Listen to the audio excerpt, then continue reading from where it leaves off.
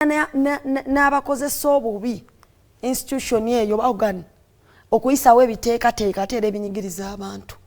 ne tubanga ate era mu system yemu ti mu parliament musobola okuyitamu etteeka ne lifuluma naye ng'ate linyigiriza bunyigirizi ki bantu omuntu wa revenue n'akugamba nti fe abasuubuzi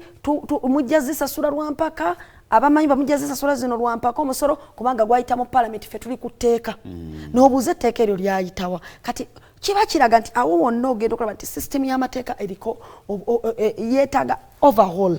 twetaaga kwegamba Uganda eringa kwegamba yeetaaga kuzigula bupya tulinga bagenda okutandika obutandisa ogizimba obupya nti bannansi baagala ki twetaaga kuyiwa kizimbe tusewo kirala twetaaga kuyiwa kizimbe tuzimbe bupya kubanga kakati bano abaali batusuubiza nti bagenda banunule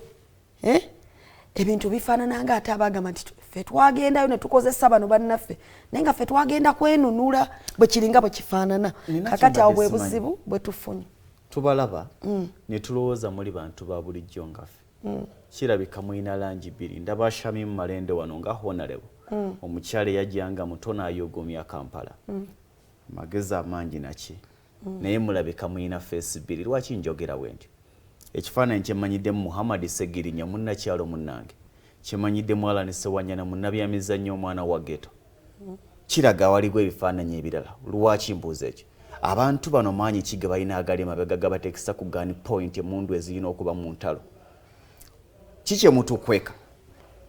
kiki ekiri emabega ekituusa gavumenti okubawendulira abasajja ab'amaanyi bwe bati abakambwe bwe bati bagenda nti kati either die oba kakkana wansi kubanga bwe bakozesa ku gun point option ziba bbiri kakkana oba tuli kuba gun point etali ya ku magulu naye nga emundu ziri ku mutwe muli ba bulijjo era awo wennyini kanyongerewo ne kino nti n'olunaku lw'eggulo waliwo waliwo ebifaananyi ebitaalabise naye waliwo ne bannamawulire abamu abaateekeddwa ku gun point nga bagezaako capturinga gundi incidents ezo era ne bagobebwawo abamu so embeera eyo yonna eyennyamiza naye kyetugezaako okulaba nti nga tuvudde ku kino nti waliwo okuba nti amateeka gali wano naye okusinziira ku engeri gyetambulamu amateeka gakola kubamu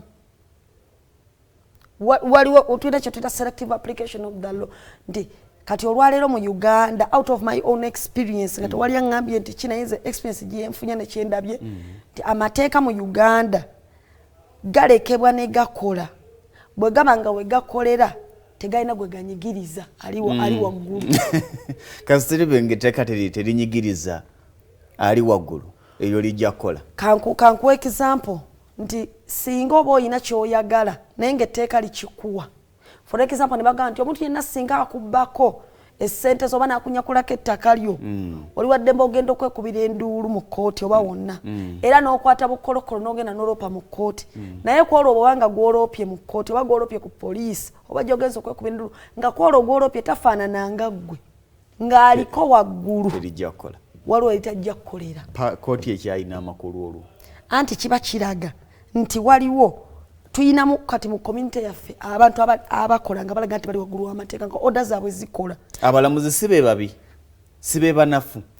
tuyina challenges nnyingi nti abalamuzi tetugenda kubatunulira pasenti baki nti be bakyamu wabula kye tulina nti tulina interference lack of independence era emabegako walabako chief justice ono avuddeko ng'alaajana ng'agamba nti tulakinga independence tetwetengeredde bulungi tuyingirirwa lwaki tuyingirirwa kyo wakiraba ekyo confirmation ekulaga emabega nolaba wekitiibwa eyakavaako speaker wa parliament ng'agamba nti parliament mugireko ekola ejyayo nga tekoze eki teyingiriddwa kati abo bonna their authorities ababadde mu bifo ebyo nga bawa ekitiibwa bigenda mu maaso naye bavayo nabo ne beekubira endulu nti bannange tuyingirirwa kati ekizibu kya Uganda kwe kuyingirirwa nti otaddewo semateeka otaddewo amateeka otaddewo ofisi ya speaker otaddewo yaki naye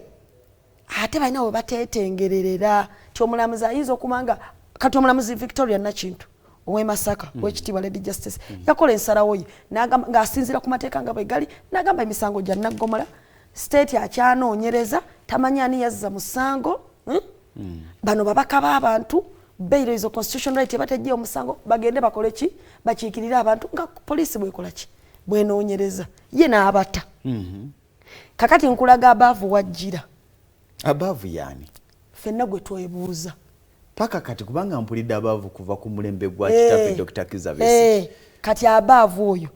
aleese obuzibu bungi ne baabaavu abalala waliwo abaavu ne baabaavu abalala abali awo nga basobola n'okubaako bye bakola ng'ate n'abaavu oli omunene kwolwo takiriimu nnyo naye nga kyoli abaavu omunene kyayagala kikola naye waliwo ne bano baabaavu abalala basobola okubaako bye bayisa no komandi yaabwe ate ng'oli tabiyinako control waliwo kajjoko ke nalinda bw'olinaga nti